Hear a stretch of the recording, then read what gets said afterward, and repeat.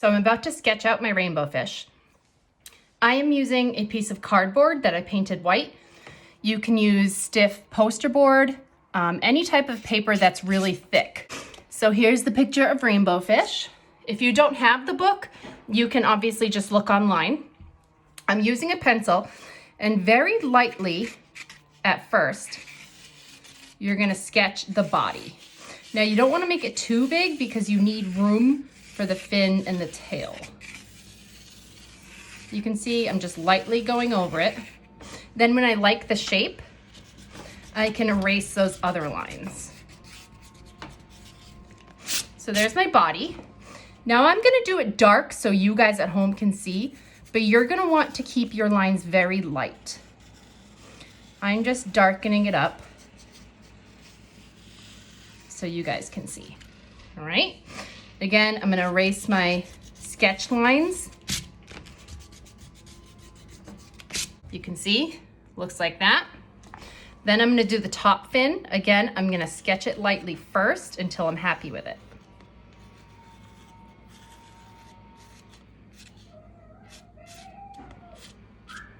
Okay, I like that, so then I'm gonna do a final line. Again, I'm just doing it dark so you can see it.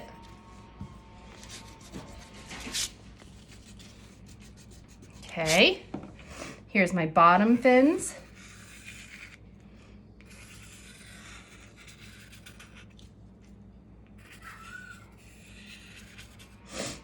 Here's the picture. And here's gonna be the tail. Sketching. You wanna make them very big and far away from each other.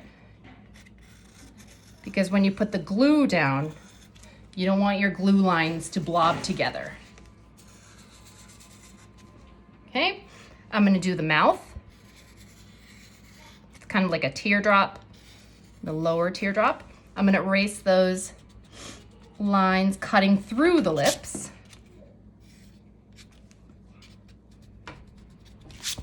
Now I did it dark, so they still have those ghost lines, but you guys at home are gonna be doing it lighter.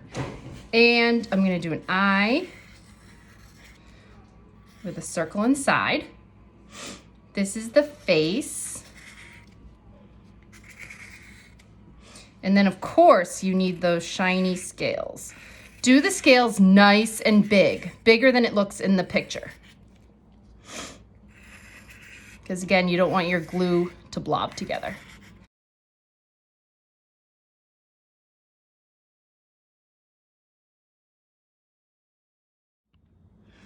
All right, your rainbow fish also needs some squiggly lines within its fins. So I did 2 at the top, 1 in the middle. You can see I added this lower fin because I saw it in the picture. And I'm gonna do 3 on the tail.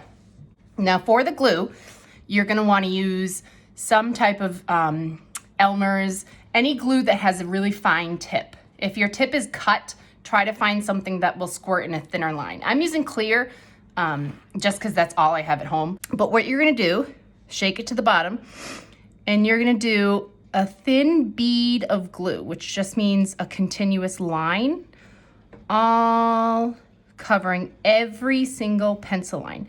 Make sure you don't have any gaps in your line, and don't do it super, super thick. Keep it nice and thin as you can get it without any gaps. Okay, it's salt time. I put my piece of paper in a cookie sheet, which is really important because you don't want to get salt all over your house. This contains it in there. And I poured, I don't know, probably like a half a cup of salt in a little cup. And you're gonna just sprinkle a really generous amount over all of your glue.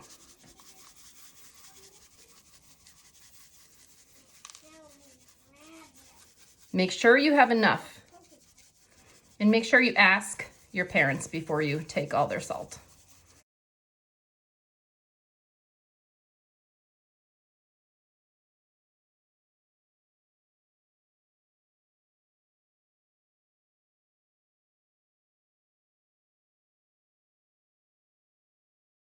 So here's my fish. It dried overnight.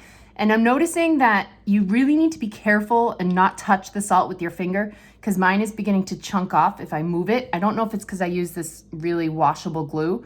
Probably white glue was a little stronger. So the watercolors, here are mine. I have these plastic containers for paints, but you can just use paper cups or different bowls to mix up your colors. If you don't have these types of watercolors that come in the tubes, I don't have the Crayola sets in the pans, but you can definitely use those, just make them really watery. And all you're gonna do, let me see if I can hold this. You're just going to use a brush that sort of has a tip to it, not like a flat squared brush. Load up your brush with a lot of the water. I let it drip over so I know it's not going to drip onto my paper. And then you just tap the salt with it and it begins to kind of spread out, almost like it looks like crystals growing.